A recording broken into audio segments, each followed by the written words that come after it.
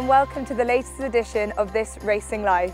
Last week we were at Newmarket with Tomble, and this week we've come up to Yorkshire and I'm at the Knavesmire to hear about preparations ahead of next week's Dante Festival. William, it's been a very challenging year for everyone, especially racecourses. How pleased are you with the way your team has handled the challenges of COVID and looking ahead to this year and what you've got to look forward to? Yeah, it's been a really challenging 12 months with lockdown and then behind closed doors racing last season. We had a really good racing during the summer of last year, but of course without spectators and without the atmosphere, which is synonymous with the Knavesmire. And then during the winter, the team have really rallied round. We've kept everyone engaged and really focused on how we can make the racecourse come back better for this season. So we've got the Stableside project, whereby we've really upgraded the accommodation for stable staff visiting the racecourse, and lots of projects really round to keep people positive and engaged and productive and really building back better for the year ahead. Yeah, we're going to have a look at Stableside, but it's been really interesting to see how you sort of galvanised the team and make it a bit of a fun project, a community project. You've got quite a great team spirit here. Tell me a little bit about what you've done in terms of getting everyone to be a part of this project. And you yourself, I hear, have got your hands dirty as well. Well, obviously, capital projects were really constrained this year, but we could have put the project out in a normal year to a contractor to do, but instead of that, we decided to train the team. So we sent people away on tiling courses and engaged the plumber, the electrician and the whole team in sort of painting and really using our team to build it better on a shoestring budget and really deliver something that would be a lasting legacy. And there was a tremendous team spirit around the permanent staff and sort of focused on trying to achieve the project and a great satisfaction now that it's just completed and the first of the racing staff will experience it for the Dante Festival. So behind the scenes you've been kept really busy and you kept everyone focused, and now we're looking ahead towards the Dante Festival. It's been brilliant to hear about the prize money levels returning to the pre-COVID stage. How important was that to you to achieve that ahead of this meeting? Yeah, really important to focus on those feature flagship races that we have at York, to try our hardest and work with our partners and our sponsors to put them back to the 2019 levels. A, to attract the best racehorses, hopefully to come to York, but B, to show a commitment and a confidence in everyone who supports and invests in British racing at the top level for those races. So we've tried really hard. It is a challenge without spectators, especially for the early months of the year. So we're going to put our best foot forward and try our hardest on our race programme and hopefully see some wonderful racing action. What we've tried to do is give everyone who comes to the racecourse an owner during behind closed doors racing, and for spectators later on in the summer, hopefully, a really great experience of coming to York. So hopefully some wonderful hospitality to enjoy seeing their owners' horses running, both at Dante and beyond. And then when we welcome back crowds from Saturday the 22nd of May, hopefully people will have a great experience over at the stand side and look forward again to seeing some wonderful horses racing and some great racing action on the track. And so the Dante meeting, as you said, is just before you can have more people back. What's the experience going to be like for owners when they come for this festival? Yeah, it will be very similar to the Welcome to Yorkshire Ebor Festival in 2020. We'll give all owners a wonderful three-course meal in our Ebor stand, and owners will come and enjoy the racing as they did before. Unfortunately, we won't be able to welcome owners into the parade ring because the green zone still applies, so we're still under those behind closed door protocols. But hopefully, with the race programme and the backdrop of the stands at York, it will be a good experience. It won't quite have the atmosphere of a packed Knavesmire with spectators there, but we hope to make the best of the situation that we're all presented with, keep everyone safe and look forward to those summer months ahead when hopefully the eases in the restrictions will come and we can get back to a more normal race days at York. And so looking closer to now, we've got the Waudby-Green Dante Stakes to give it its full title. It's always been such a significant race in the road to what is now going to be known as the Kazoo Derby. How excited are you to have it back in its rightful position, as obviously last year it had to be switched because of logistics and timing, but how important is it for York to have it in its rightful position ahead of the Derby? Oh, hugely important. You know, it's proved such a good indicator of form fought ahead of the Epsom Derby, the Kazoo Derby, and we're very proud of its record in identifying you know, Derby contenders. I think 10 horses have gone on from winning the Dante to go on to win the Derby, and it's very strong form guide, as we know. Some years the horses go to Epsom, other years to Royal Ascot or Chantilly or wherever, but it's a great race in itself, but also, as you say, a great form indicator for the classics. So we're really excited by the strength of the entries this year. Looks like we're going to get some fabulous horses coming from Ireland, from Newmarket and across the country. So yeah, we're really excited, delighted to have the prize fund back up to its 2019 level of £165,000. I think that will set it firmly as the richest Derby trial, and hopefully we'll get a great race this year, and who knows where the horse will go on to after racing on the Naysmar. Northlight is cut back by Rule of Law, 50 yards to go, Northlight holding on, Northlight won the Dante, a shade cleverly. But this horse is lengthening well, Northlight 2 or 3 in front, flying at the death is Rule of Law, but the winner of the Derby is Northlight. But here comes Authorized, who begins to stamp his authority on the race, and now shaken up by Frankie Dettori. He goes up by a couple of lengths here from Al Shamali, and Raincoat is running on, but it's hands and heels stuff, and could he be the real deal? Authorized comes home to win the Dante in style. Dettori is clear in the Derby for Authorized, 5 or 6 lengths. He's had to wait 15 years, but a blitzing performance by At the Line Authorized will give Frankie Dettori his first Derby. Golden Horn and Will Buick are out in front here from Jack Hobbs and Elm Park, and Golden Horn, you say, has to be impressive here because he's come from behind, quickened up beautifully, and he wins a Dante in great style. Golden Horn and Jack Hobbs, the intense moment in the Derby, and Golden Horn looks like putting it to bed. Jack Hobbs trying to stay in the game, tightened up, and it is Golden Horn driven out, remains unbeaten. Golden Horn won the Derby. Anthea, as race day clerk of the course here at York Racecourse, you must have had a very particularly challenging time this time last year with trying to get the track into its perfect point, but also having to manage the fact that you weren't able to race in your normal way. Can you tell me a little bit about what happened last year and the challenges that you faced? Yeah, sure. It really was a very difficult year. I think I've been clerking for 20 years, and the last 10 years here with William, and we normally know exactly what we're doing, and all our team, with confidence, all our team know what they're doing and everything. And it was, for everybody in all walks of life, it was very difficult. From my point of view as sort of racing manager and so on, everything that we needed for the runners and the horses and all that, had to be the same, and the track, to the same standard and everything. But just one thing that we didn't realise, I think, before this is during last season, the meetings that we had, we had fantastic racing, and as it turned out, the Juddmonte International in August at the EBA meeting, was the best race run in the world last year. It was fantastic. But with no atmosphere. It was, a slightly underwhelming experience, and so it just proves that we do need the whole package. And one thing that we're known for, here at York is that, amazing atmosphere, and and it sets the whole place off. So yeah, it was a difficult year. I remember William said when we got to the October meeting, he said, well, we've done it now. We know how to race behind closed doors. Please God, we don't have to do it again.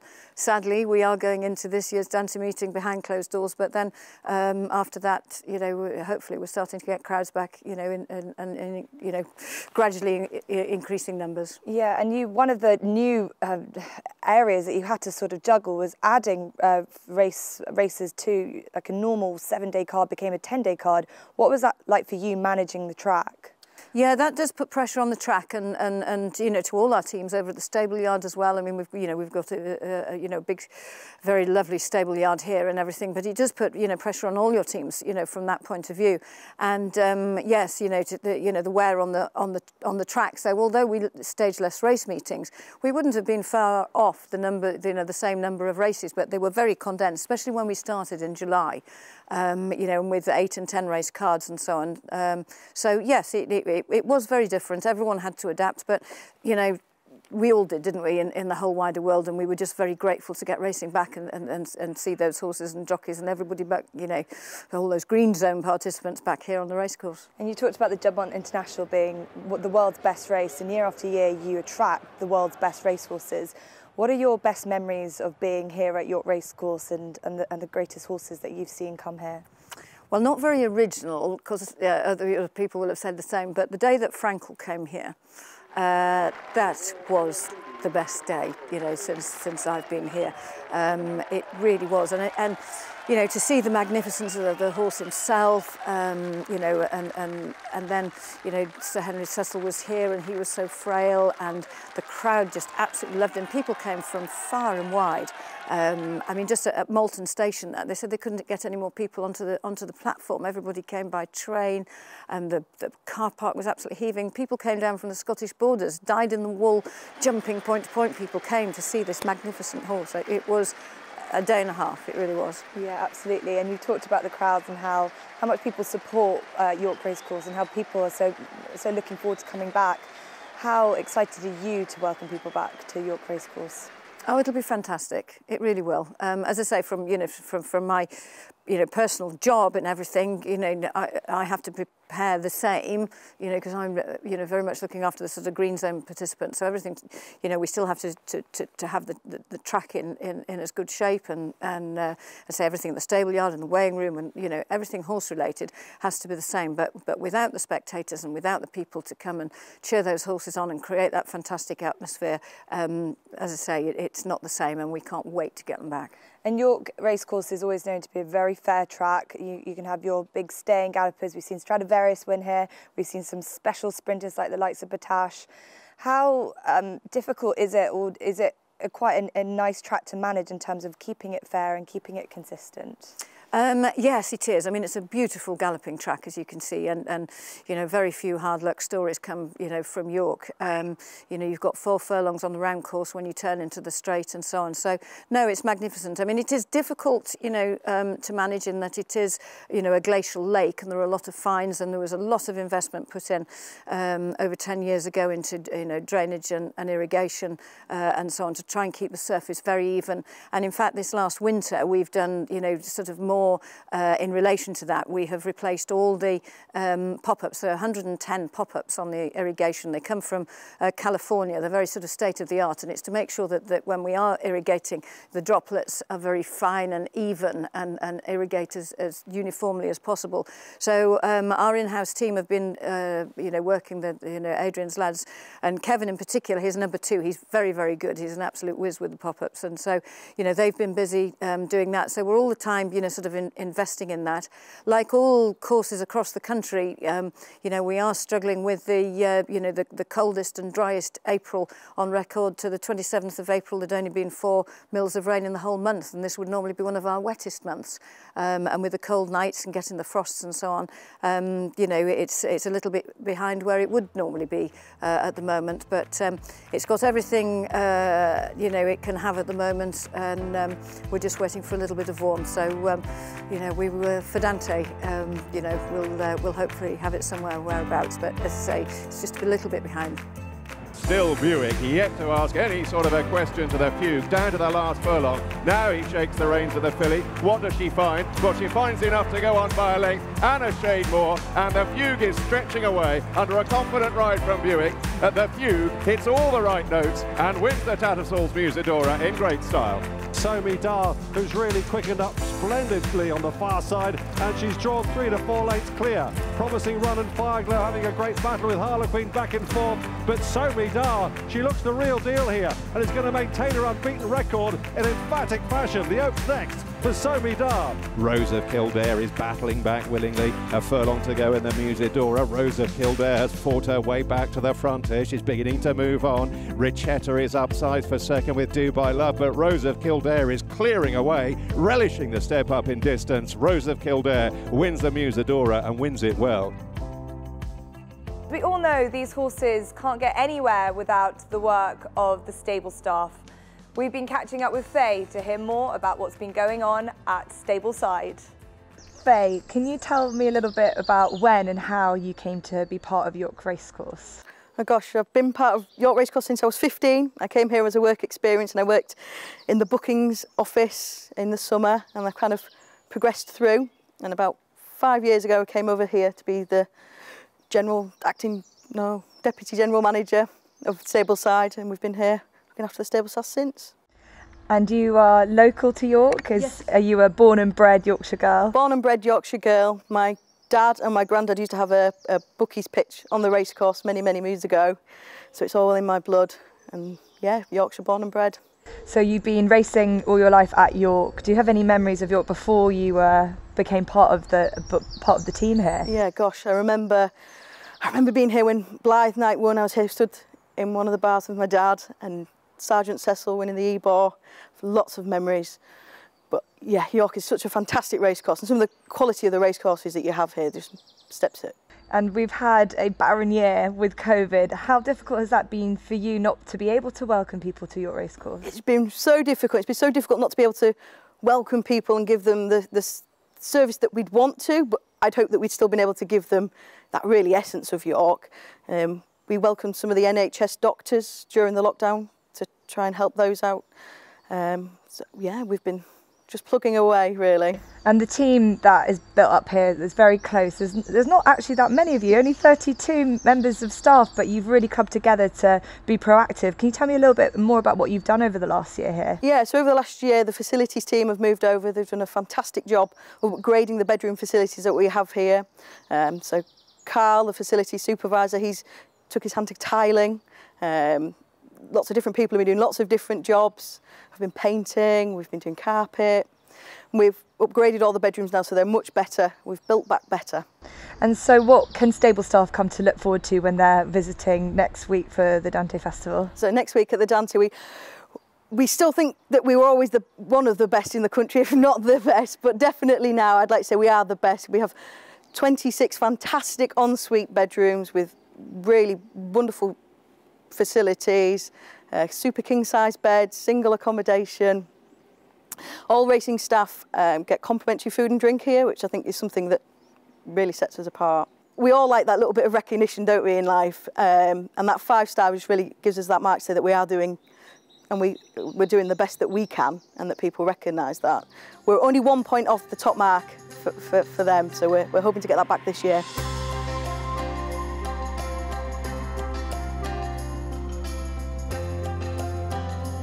Summer is around the corner and we're here at York Racecourse with head gardener Zach Rafferty to learn more about all the flower displays that you can look forward to seeing.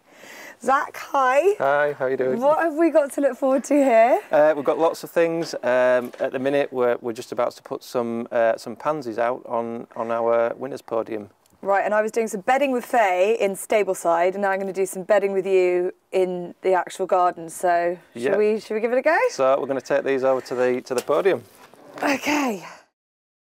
So Zach, we're at the winners podium where you've got a pretty beautiful bedding. Is this your favourite part, favourite area, most important part at least? Very important part, yeah. So obviously. We have lots of different displays throughout the year, but yeah, one of the most important parts and one of the most photographed places is obviously the winners podium. Yeah, and the plants that we just put down here, they're not too dissimilar to a bit of an idea you had with a flower stall earlier on in the year. Can you tell me a little bit more about what you did here at York Racecourse? Yeah, well, we was kind of tasked with any possible ways that we could bring in a little bit of revenue over the winter period. So we came up with the idea of selling what we kind of do here at York. So hanging baskets and pots like you see here, bedding packs that we've all grown in our greenhouses, and we decided that we would sell them at the Henry Cecil gates, the main gates here at York, to the public. So it was all very socially distanced. Yeah. We had contactless payment. We had Matt, who he works for the catering side here at York. He came and helped us set up and sell and kind of brand the products that we were selling. And you timed it quite well for Mother's Day, so I hope you made a good bit of money out of that. We did, yeah. I won't reveal how much we made, but yeah, we did do very well, and maybe hopefully something that we might be able to do again in the future.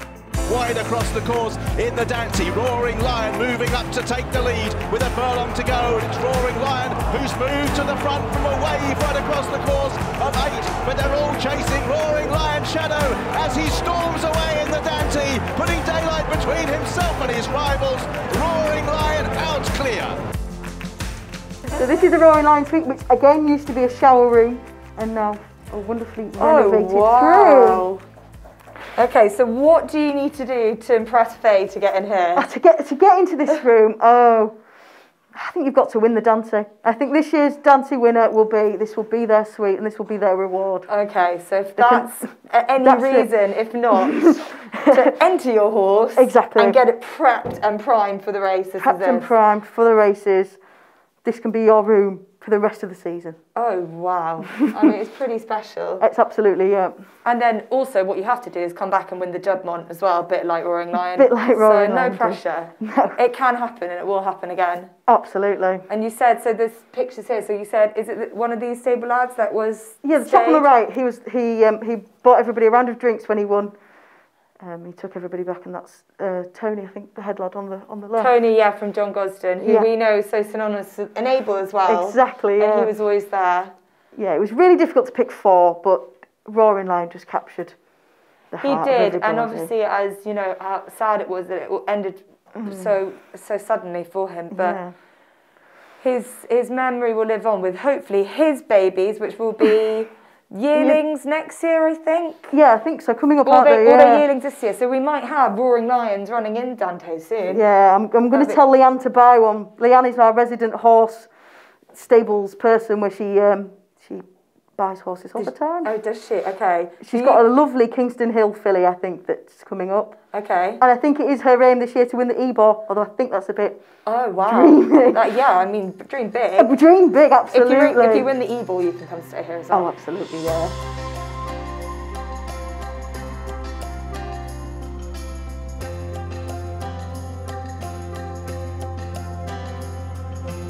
Oh, it's like a bar. It's a bar. Yeah, we in non-COVID times we had DJ Carl. We have like an Ebor disco.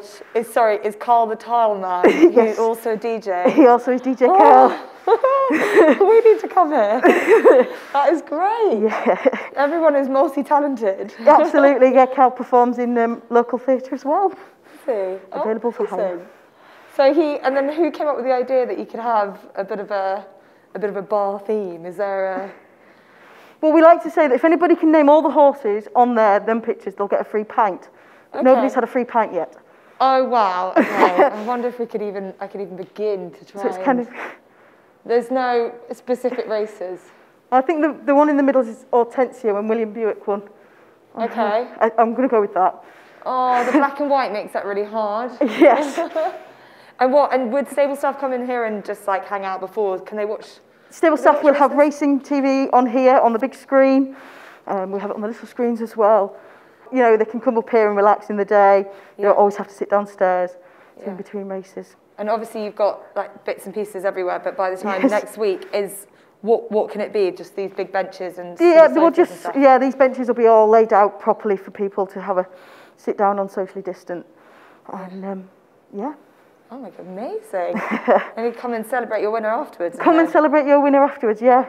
The stable lad that looked after Roaring Lion, he was lovely. He bought, as soon as he won, he bought everybody in the van home a bottle of Budweiser. Oh, did he? Yeah, he was so lovely. Oh, I know that there was the Enables groom. Was that when he used to wave his flag? There was a brilliant shots of them waving his flag after she won the one of them. No, the Yorkshire Oaks. Yes, yes. She was meant to do the Juddmonte. And he used to wave the flags because obviously in the whole track was like green and pink. I've never known really our staff. Some of my staff aren't so much into racing. Yeah. They're here for the other side, but everybody came out when Enable walked down here for her last Yorkshire Oaks win. Everybody was out here watching her. Yeah. She's something special.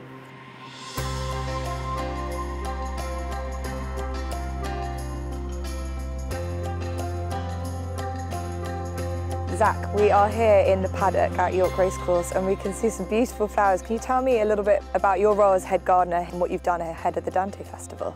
Well, a lot of my job is the planning and designing and also the growing of the plants here at York. So we have a wide range of plants starting in the spring, as what you can see now. And then during the summertime, we'll roll out all the summer bedding plants. What we also have as well is a wide range of herbaceous perennials, climbing roses and all kinds of other interesting horticultural things. So is it fair to say that you pride yourself at your racecourse of providing a beautiful floral display, and it's different from meeting to meeting, is it? Yes, a lot of the time we bring out different things for different race meetings.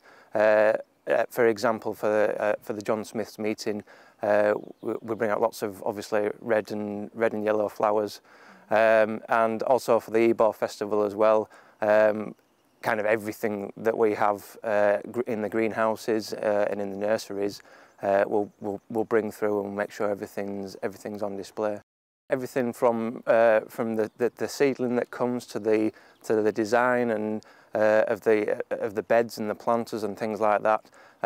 It's all here at York. So our greenhouses are just a little bit further off site, but that's where we do all of our growing, all of our bedding, all of our herbaceous things as well. So in the winter time, we're also still busy. We do root divisions and things like that. So we like to kind of bolster our stock for the next season. So for owners and the trainers and the jockeys that are coming, can you tell us just a little bit what these plants are that we can see here? Or I can see purple and yellow, and that's my basic knowledge. But if you could, for those who know much more than I do, what exactly have they got to look forward to seeing? Well, at the minute we've got plenty of violas and pansies. So that's our main bedding scheme, our main colours for the Dante meeting. But what also we do have as well is lots of herbaceous perennials. We've got lupins coming through. We've got roses that are bound to put on a great display this year. So there is lots of things that people can still see, obviously without the summer bedding being there just yet.